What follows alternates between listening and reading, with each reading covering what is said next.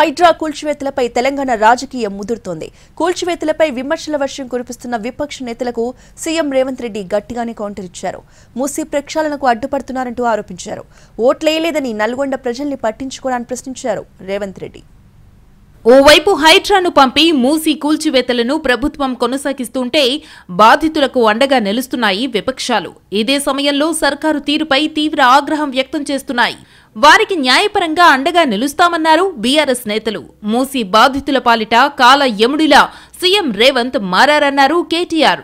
అసలు రేవంత్ రెడ్డికి ఎవరి అధికారం ఇచ్చారో చెప్పాలన్నారు కేటీఆర్. అయితే నల్గొండ బాగు చేయడానికి మూసీ ప్రక్షాళన చెయ్యాల్సి ఉందన్నారు రేవంత్. దానికి కేటీఆర్ అడ్డుపడుతున్నాడన్నారు. ఇవాళ విషయాన్ని దిగమింగుతున్నది నల్గొండ. ఆ నల్గొండను బాగు చేయడాలంటే మూసీ ప్రక్షాళన చెయ్యాలి. ఆ మూసీని బాగు చేద్దామని మేమంటే మీరు అడ్డం పడుతున్నారు. అంటే నల్గొండ ప్రజలు సావాల్సిందేనా శాశ్వతంగా?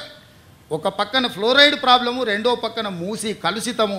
ఈ రెండింటితో నల్గొండను చంపేద్దామా? ఇదేనా మీ కోరిక? మీకు ఓట్లు వేయలేదు, నల్గొండలో ఒక సీటు గెలవకపోతే నల్గొండ ప్రజల్ని చంపేద్దామని స్కీమ్లు వేస్తారా బామార్దులు కలిసి అని నేను అడుగుతున్నా.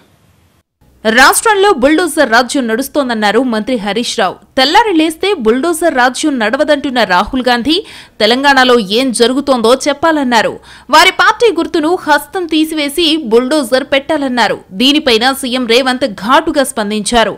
బుల్డోజర్ నా మీద నుంచి పోవాలి, బుల్డోజర్ నా మీద నుంచి పోవాలంట. ఎన్ని బుల్డోజర్లు కొనాలన్నా నేను? హరీష్ కోటి కొనాలంట, రాజేందర్ కోటి కొనాలంట, కేటీఆర్ కోటి కొనాలంట.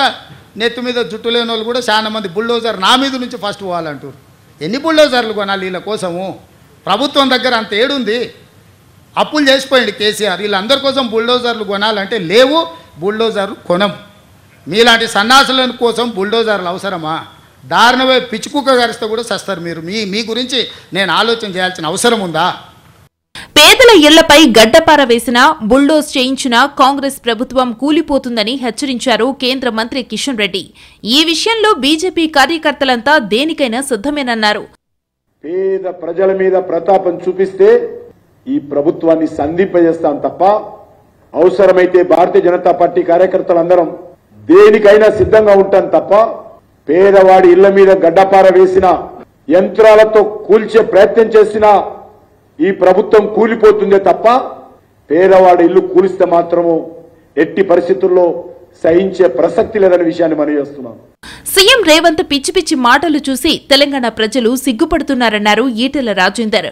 కొన్నాళ్లు ఎమ్మెల్యేగా ప్రజల మధ్య ఉండి పనిచేసి ఉంటే కాస్త స్థిరత్వంతో పనిచేసి ఉండేవాడన్నారు.